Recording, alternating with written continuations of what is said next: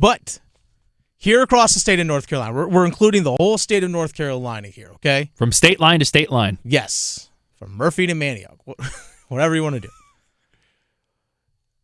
Our own version of the ESPYs, because it's 99.9 The Fan, our first ever, the Fan-ees.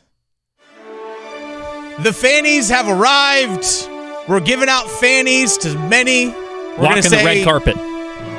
We're going to say who's going to be the best game, the best team, male athlete, female athlete, shocking moments, best rivalry game from this past season, and more in the Fan-ees. But you know what? Let's go ahead and start off with the big one.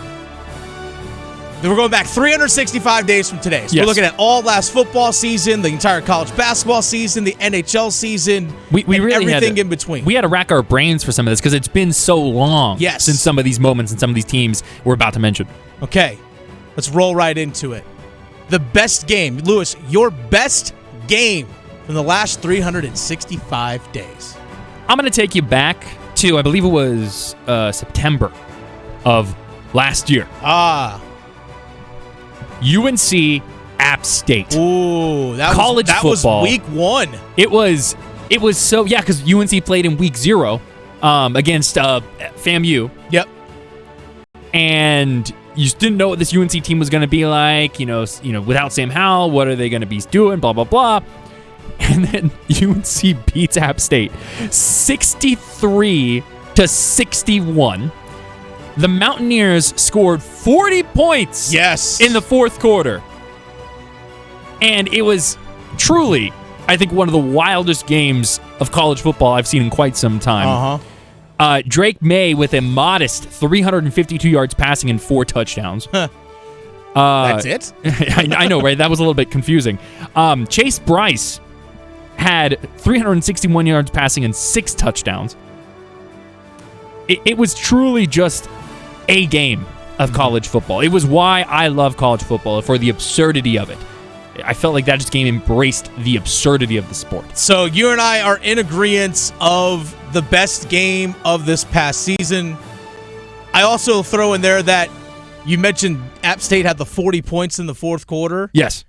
They almost won the game had they not dropped the 2-point conversion attempt. Yep. But here's the thing. Like, that would have given them the lead late in the game. Who knows the way that game was being played. That game was unpredictable. It was absolutely marvelous. That football game was outstanding. There are a lot of really great games that happened this past season, including the Carolina Hurricanes destroying the New Jersey Devils. I remember that one. 6-1 in a playoff game, game 2 of the Eastern Conference semifinals. The way they absolutely crushed them was another memorable game. The Stadium Series. There's a lot of great games that were thrown out there. But we're going to get in some more games a little bit later on. But let's get to the best team from the last 365 days. Luis Fernandez, to me, it's a no-brainer. It was the Carolina Hurricanes. Yes. The second best record in the entire NHL. They get to the Eastern Conference Finals. Yes, I know they got swept by the Florida Panthers. And all 4 of those games were super close. Yes. So it's not like they were just completely outmatched like they were in 2019 against the Boston Bruins. No, this was one of the best Carolina Hurricanes teams that we have ever seen. I know they didn't win a cup, but still one of the best ever. And to me, hands down, best team the last year, Carolina Hurricanes. I would agree.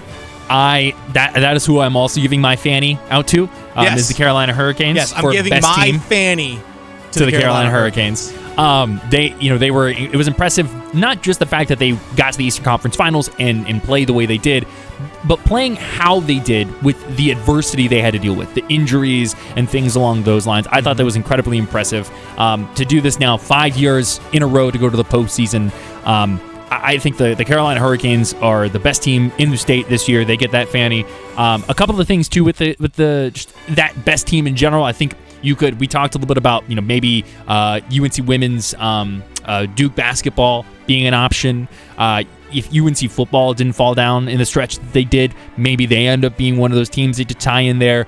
A lot of possible teams to give that to, but yes, Hurricanes I think is the obvious choice. All right, let's go into Coach best coach. There's actually a pretty good list of coaches. Yeah. I want to hear who you're giving your Fanny to for best coach. So I'm going to go with the obvious answer. Rod Brind'Amour. Sure. Sometimes I like to try and mix it up with these, but really, I think it's just that obvious sometimes. The way Rod Brind'Amour handled the injuries that this team had to deal with. Yeah. I think what you truly saw this year was the foundation that had been established with what the Hurricanes are. As a team, as an organization, truly helping to carry them through this moment. Losing someone like Andrei Svechnikov at the stage in the season in which they did. Yeah. And it really not coming back to bite them until they got to the Eastern Conference final. So I think Rod is the obvious answer. One of, if not the best coach in the NHL. Hats off to him. He gets my Fanny for best coach. All right, so I have a few different names I'm going to throw out there as potential possibilities. I'll even throw in, for example, Steve Wilkes. Sure. The Carolina Panthers, taking over as the interim head coach. The disaster that was left for him with Matt Rule. And then during his season, because Matt Rule hired some of those guys to go coach at Nebraska with them, so his staff got dwindled as the season progressed and still almost got the Carolina Panthers to the playoffs. I know they picked first, so I think we forget sometimes. They were not the worst team in the NFL last year. They were not. They had gone up to the seventh worst, essentially, at that point. Yeah, and they traded up from 9 to 1. 9, but there you go. I'm going to give him an honorable mention. I also am going to mention Carol Lawson, Duke women's basketball coach. Finished second overall in the ACC, 14-4, just one game back of Notre Dame. They finished 26-7 on the season. An absolutely outstanding season for Duke women's basketball. But like you said, the obvious one, Rod Brind'Amour. It's just, coach. Yeah, not much more can be said about it. Sometimes it's just that simple. It's the Fan-ees Awards. We're giving out our best awards over the last 365 days. Louis Fernandez and Dennis Cox, myself, are doing this because the ESPYs are tonight, but we don't care about that. We care about what's happening here in the state of North Carolina. So the Fan-ees, the first ever Fan-ees Awards, given out to various categories for teams and people here across the state of North Carolina, which leads us into the best moment from this past season or from this past calendar year, 365 days. The Panthers trading up to number 1. Wow. I love it. That's a good choice. The Panthers trading up from number 9 to number 1 to draft Bryce Young. That is my Fanny for best moment, Louis. I like that. Mm-hmm. I think that's a good choice. Yeah. I'm going to take you for my Fanny for best moment. I'm going to take you back to December. Okay. We're going to, I believe it was Atlanta, Georgia. Mm-hmm. The Cricket Celebration Bowl. Ah, yeah. And North Carolina Central, in overtime, beating the previously undefeated Jackson State Tigers. Yeah, that was a great game. It was a fantastic game, just in and of itself. But for NCCU to have the season that they did, they finished the year 10-2. Mm-hmm. We did it last year. I believe we're going to do it again this year. We did essentially a power poll for college football teams in the state of North Carolina at the WRAL. Yeah, and NCCU, about halfway through the season, I was like, I think they deserve to be the number 1 team in here. Like once UNC started to fall a little bit, mm-hmm. And so I followed them very closely after that. And the season that they had, I think it was incredible. And for it to be capped off by beating Jackson State, yeah, I think it was a great moment for HBCU football in the state of North Carolina and for the Eagles as a whole. Shout out to the Eagles. Yeah, that was up there on my list. I actually, including for best team, I had NC Central as one on my list. On my very short list, I did have NC Central football. But for me, I already mentioned my best moment being the Panthers trading for number 1 overall. But now let's get to the moment that we want to forget, Louis Fernandez. For over the last 365 days, what's a moment that you want to forget, but you can't? Forget, regret. I think all that kind of ties into this moment. This one wasn't too long ago. Mm-hmm. March Madness. Okay. Duke losing to the Tennessee Volunteers in the Sweet 16? No, second round. Second round. 65-52 the final in that one. Mm-hmm. I think part of it was how they lost, where Tennessee just kind of really bullied them in a lot of ways, the physicality of that game. I don't think it leaves a bad taste in the mouth of what Duke did that season. I think the season was very good, but I think more of like the reason why you want to forget it is what the bracket did after that game. And the team that Tennessee ran into in the Sweet 16 was Florida Atlantic. Yeah. And so when you look at how the bracket unfolded for Duke, especially after round 2, obviously we know FAU, a great team, a true like kind of Cinderella dark horse type story, getting to, as far as they did and having the season that they had.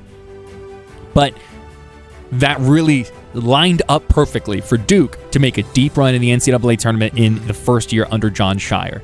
And they end up falling to Tennessee. And the NCAA tournament is full of moments like that where there's just the what ifs. Like, oh, you get past them. Yeah. And then all of a sudden, how do you match up against these teams? And oh my gosh, that could have been us. And so that is why Duke losing to Tennessee is my moment to forget. They get my Fan-ee for that. Okay. Moment I want to forget, but I cannot. It goes to that 4 overtime playoff loss. That was a long night. It was a long night. The 4 overtime playoff loss with the Carolina Hurricanes against the Florida Panthers, Game 1 Eastern Conference Final. That night was one of the longest nights of my life. And here's the thing, I will say this, it was something all we as fans had to just endure through it. Yeah. I know there was a lot of people that fell asleep in the second overtime, and then, all that stuff get to a third overtime, and it was just,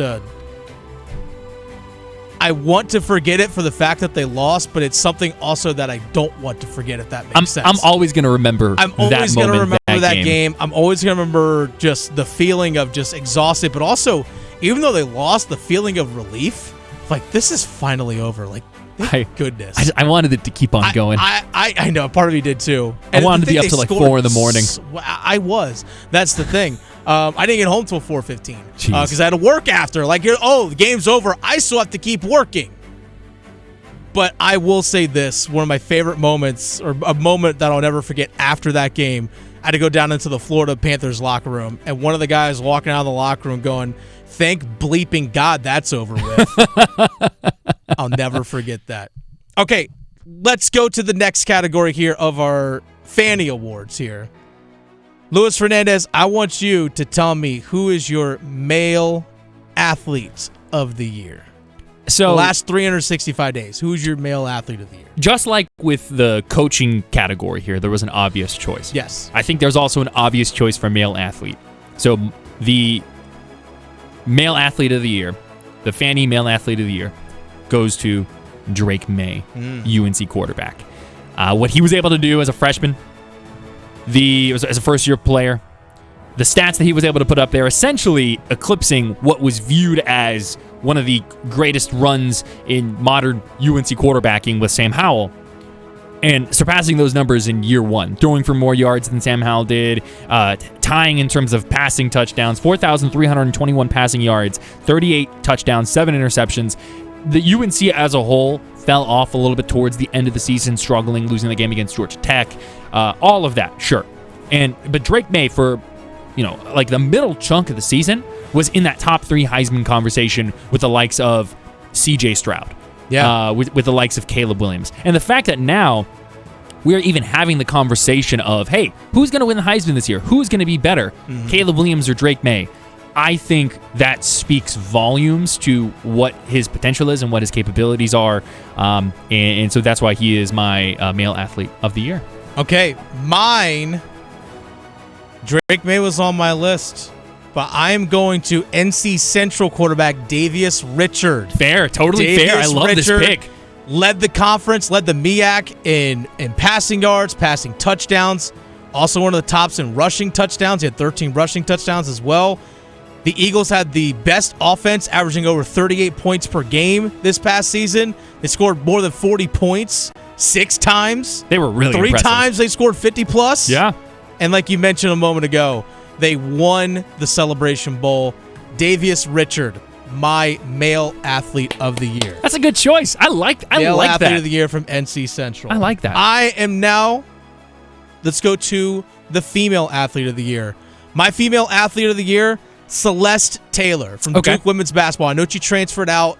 She's going to be playing at Ohio State next season. But Celeste Taylor, First team all-conference selection out of Duke for women's basketball. Also the ACC Defensive Player of the Year. Celeste Taylor, my female athlete of the year. I like that. My female athlete of the year, we're going to give some love to the Olympic sports. And we're going to go to Caitlin Toohey of NC State. Nice. She won the ACC's Mary Garber Award, which goes to the most outstanding female athlete in the ACC as a whole.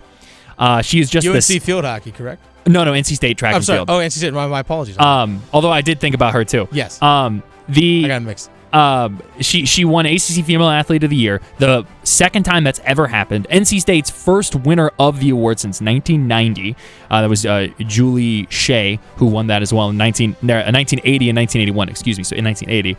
The other names that are associated with this award for NC State, or at least the male athlete version, Philip Rivers did it in 2004. Yeah. David Thompson did it twice in 1973 and 1975. She was phenomenal in all three sports she competes in, so that's outdoor, indoor, and cross-country. She was named All-American. Let's see here. She won multiple national championships. In the winter, set 2 NCAA records, 2 national titles, was named the ACC Women's Performer of the Year in indoor track. Her 2 individual track championships helped guide the women's indoor track and field team to a 6th-place finish in the national rankings. Truly, it's just one of those things where you look at what she accomplished this past year from an athletic perspective, and it's amazing. So, Caitlin Toohey, my female athlete of the year. I love it. We're giving out our version of the ESPYs, the Fan-ees, right here on 99.9 The Fan. First ever Fan-ees that we're giving out here on The Fan. We've already gone through best game, best team, best coach, best moment we want to forget, male athlete, female athlete. Now, Lewis, let's get to the most shocking moment from this past season. Give me yours. I'm going to paint a picture for you. Do it. The 2-6 Carolina Panthers traveling to Atlanta to play the 4-4 Atlanta Falcons. Carolina Panther fans are starting to realize, hey, you know what? Maybe we can actually win the division. You go to the fourth quarter. Late in the game, PJ Walker with an absolutely beautiful pass. What I would still argue is what is the best throw of the NFL season. Oh, if PJ Walker. 36 seconds left in the fourth quarter. 62 yards to DJ Moore. And then DJ Moore takes off his helmet in the end zone. And I call unsportsmanlike conduct.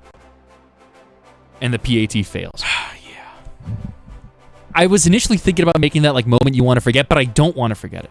I don't want to forget the beautiful play that PJ Walker made. Truly. I'm not just saying this as like someone who's currently doing radio in Raleigh, North Carolina. I genuinely believe that throw was the best throw in the NFL this season from PJ Walker. So I don't want to forget it, but it was shocking to see that penalty put on the Panthers. They missed the PAT, and the Falcons go on to win in overtime. All right, so we had our game of the year earlier, UNC versus App State in football. We both had that same selection. For my Fan-ee, for most shocking moment, was happening at basically the exact same time, but out in Greenville, when ECU was playing NC State. ECU makes a comeback. Before you know it, they score a touchdown. They're within 1.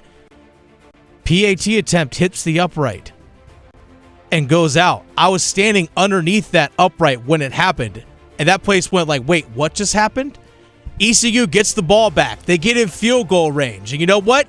Field goal wins it. You walk off, big-time win for ECU head coach Mike Houston, right? That thing just sails wide. That kick just sails wide. I'm standing there on the field, and everyone's like, we had a chance to tie this game, and we had a chance to win it here late. We're going to talk about shocking moments. Those 2 missed kicks late, ECU against NC State. NC State wins that game 21-20. I was on the field for that game. It was one of the more wild moments that I can remember. And when people were at that point in the time of the season were saying that NC State was a dark horse contender to win the ACC. Yeah. So they were, and it was also one of those games where everyone who knew anything about NC State and ECU was like, hey, this game is going to be really close, everybody. This is like huge upset alert. And no disrespect to NC State football last year for that notion, but it was just what ECU had. All right, let's get to the best rivalry game from the state of North Carolina. I'm going to go down the road to Chapel Hill.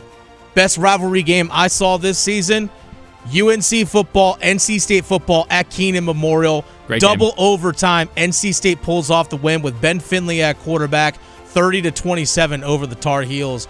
That was one of the best games I saw in person that season. And you want to talk about rivalry, physicality, all that stuff, everything you want in a rivalry matchup, it was all right there. NC State against UNC, best rivalry game I saw this past season. I'm going to go from the field to the court for my best rivalry. Yeah. UNC and NC State women's basketball, the second game of the season. Oh, at Reynolds. Yeah. It was a great game. Obviously, you've had the talk from the year before with Courtney Banghart and the little gym or small gym, however it's phrased. So that's really turned into a fun rivalry back and forth. UNC had won the first game of the year, and then NC State was trailing by 10 points with 4:15 left in the fourth quarter. NC State ended up coming back and tying that game and then winning in overtime. It was a really fun game just for women's college basketball in general. All right, final one here. Best experience that we've had at a sporting event over the last 365 days. No-brainer, Stadium Series game at Carter Finley Stadium, Canes and Caps. Same. Once again, no-brainer. Such a fun moment, such a fun opportunity for hockey in the state of North Carolina. It was great. It was a great opportunity for the city of Raleigh and just the state of North Carolina to show off the fan base and the fan base here for the Carolina Hurricanes. And yeah, we are a hockey market despite what the national media wants to think. We are a hockey market. Let's call it what it is. Those are the Fan-ees Awards. The best game, Lewis and I have both had UNC versus App State football. Best team, Carolina Hurricanes. Best coach, Brind'Amour. The best moment, Lewis had NC Central beating Jackson State in the Celebration Bowl. I had the Panthers trading up to number 1. Moment we want to forget, the Canes losing in 4 overtimes was my Fan-ee. Lewis's Fan-ee was Duke versus Tennessee. Male Athlete of the Year, I had Davius Richard, quarterback from NC Central. Lewis had Drake Maye, quarterback from UNC. Female athlete, Celeste Taylor for me from Duke women's basketball. You had Caitlin Toohey, the cross-country star over at NC State. The shocking moment, I had ECU missing the kicks late against NC State in football to open the season. You had DJ Moore throwing his helmet in that game against Atlanta. The best rivalry games that we saw, you had UNC, NC State women's basketball game at Reynolds. I had NC State versus UNC football double overtime game. And the best experience, Lewis and I both had the Stadium Series, the first ever. Congratulations to all those winning the first ever Fan-ees Awards this year. We'll be shipping them out shortly. Sure, I'll let you do that.